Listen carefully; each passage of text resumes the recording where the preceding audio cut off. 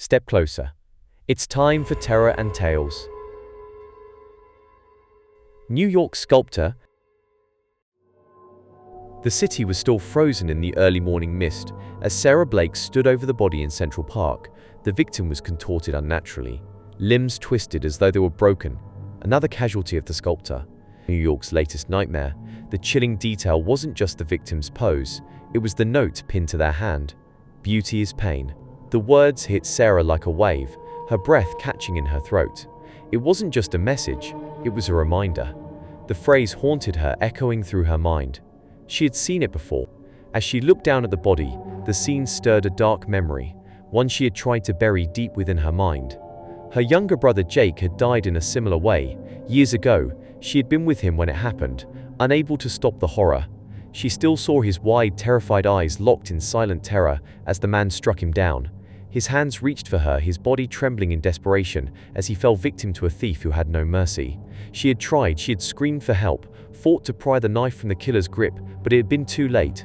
She failed him, and every day since she had carried that weight, the guilt had consumed her, turned her heart cold as if she could feel every blow dealt to Jake, as if it had been her own. The sculptor's work, its twisted beauty, was an echo of the worst day of her life. She knelt beside the body, unable to look away. The sculptor was sending a message. It wasn't just the victim's pose that struck a chord in her, it was the message. It was her message, a mirror to her own grief, her own pain. The killer seemed to understand her sorrow. Days turned into weeks, and the killings continued. The victims, young and old, male and female, were arranged in the same nightmarish fashion, their bodies broken and rearranged, twisted into grotesque sculptures. The phrase, "Beauty is pain," pinned to their hands, like a cruel signature. The city was on edge. Police scrambled for leads, but there was no pattern, no trace of the killer, only the cryptic note which taunted them, and she couldn't escape the feeling that the killer was somehow drawing closer to her very soul.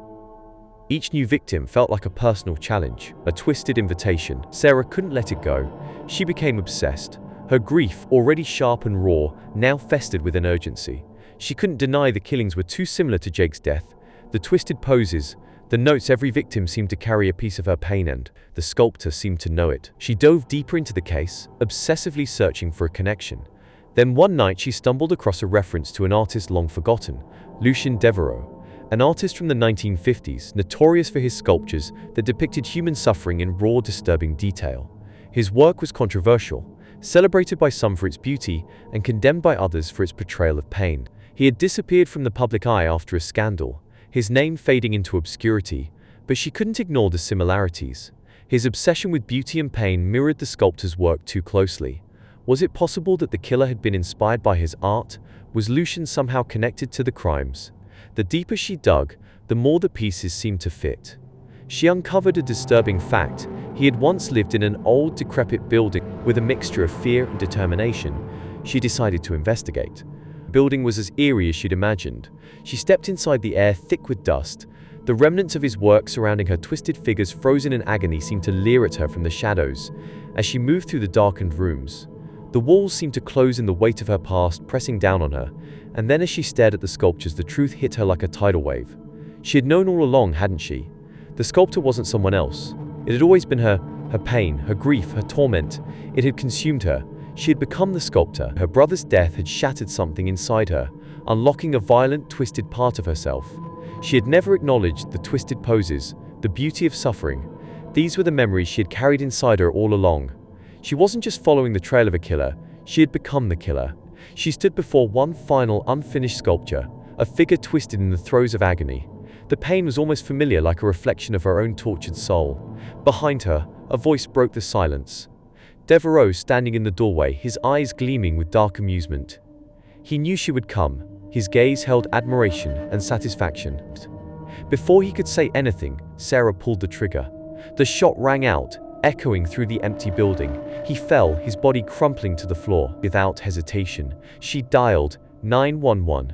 Her voice was steady, calm as she reported the self-defense attack. She described how he had threatened her, how she had been forced to defend herself. The details were perfect, just twisted enough to seem plausible. The next morning the news broke. Lucien Devereux was dead. The police had fallen for her story, convinced he was the killer. They hailed the case as solved. The sculptor was caught. She sat in silence, watching the news with detached satisfaction. But beneath the calm surface, the truth gnawed at her. The sculptor had always been her, and the real Sarah Blake had died the moment she watched her brother's life slip away. There was no coming back from that.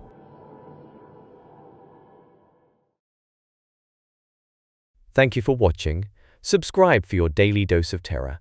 This tale ends, but the terror lives on. Your turn. Suggest a story for our next tale in the comments.